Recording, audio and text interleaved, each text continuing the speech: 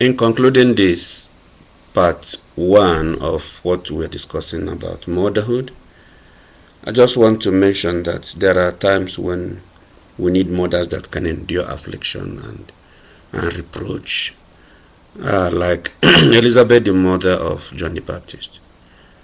Recall that Zechariah was old and Elizabeth was also old, and both of them endured their relationships all through from their youth to their old age without kids. But they endured it. We need mothers that can endure. Again, we need mothers that will commit to love, devotion, sacrifice, and of course, taking risks for their own children.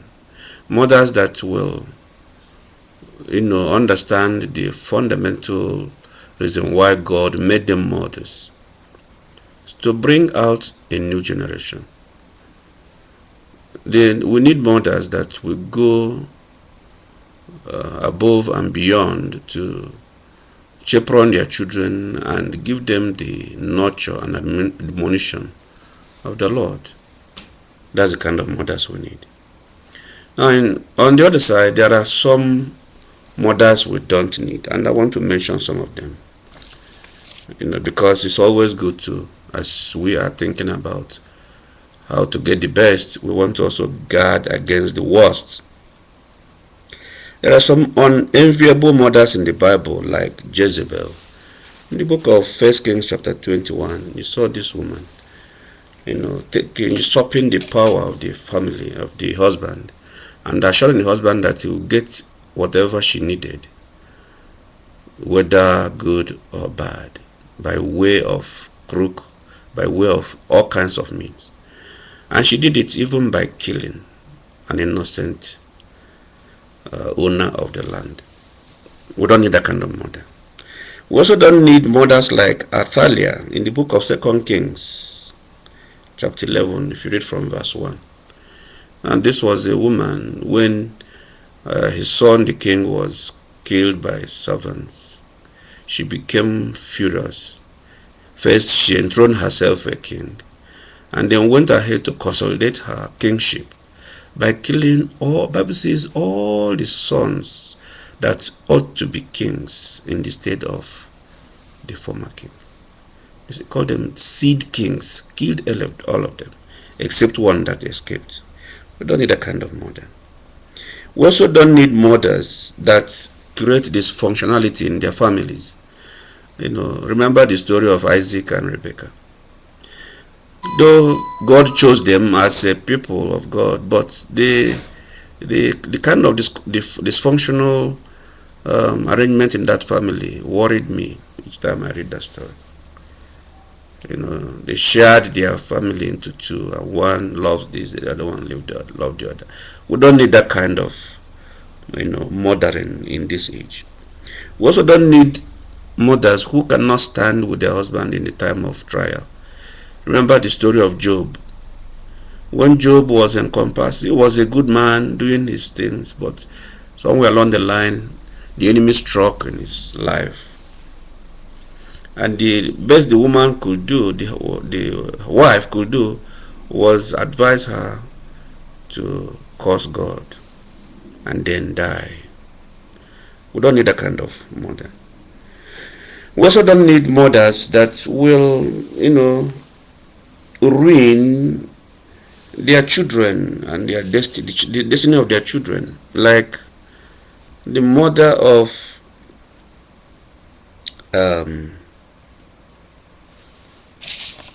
this mother of Jabez's mother, that we see and we read in the book of 1 Chronicles chapter 4, verse 9 and 10. This woman had a very, very tough labor, and went ahead to, give a name to the son that nearly beclouded the destiny of this young man, if not for the intervention of God. We don't need that kind of mother. So, and again, there's a disturbing picture I saw on the television about a woman that said he's going to have a fostering job on 4 kids and almost starved these 4 kids to death. We don't need such mothers. We need mothers that are empathic, mothers that can hear the cry, even when a child is not crying out. A mother who will look into the eyes of his child and know that this child is crying inwards. That's the kind of mother we need. We need very committed mothers that are spiritual, that will take every case of their family to God in prayer. We need such mothers. I want us to look at 2 models and then conclude this message. Because remember, the title is "This Generation is in Dire Need of True Mothers." I want to read from the book of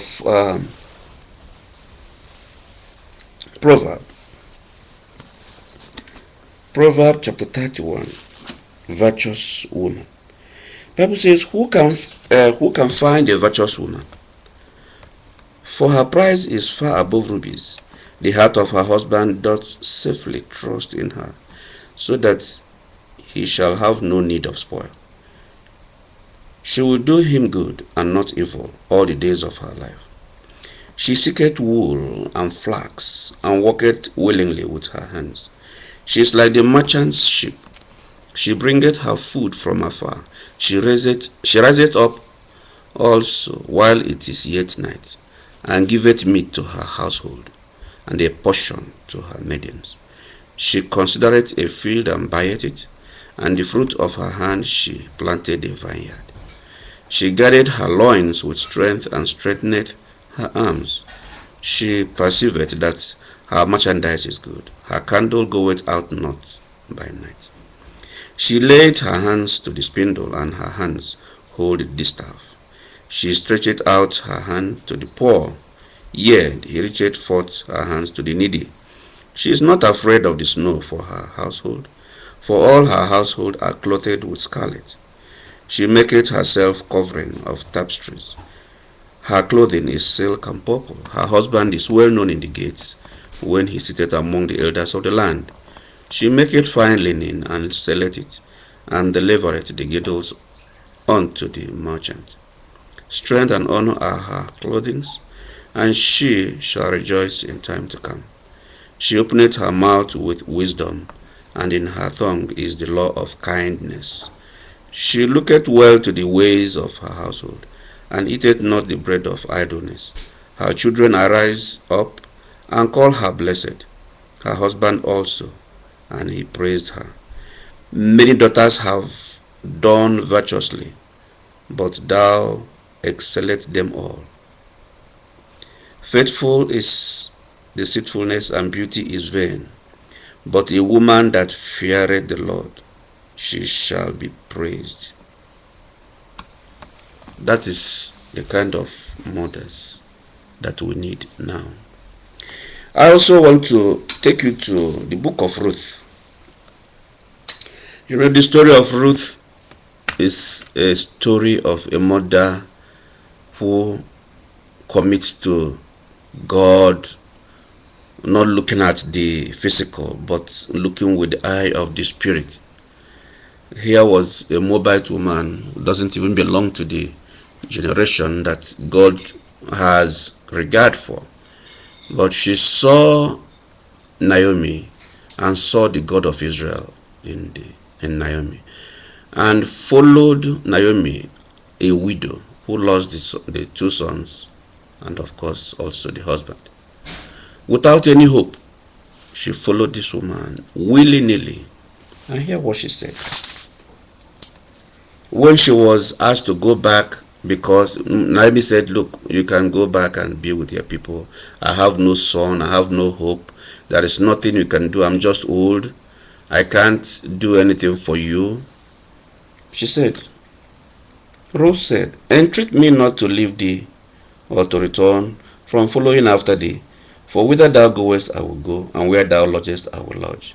Thy people shall be my people, and thy God my God. Where thou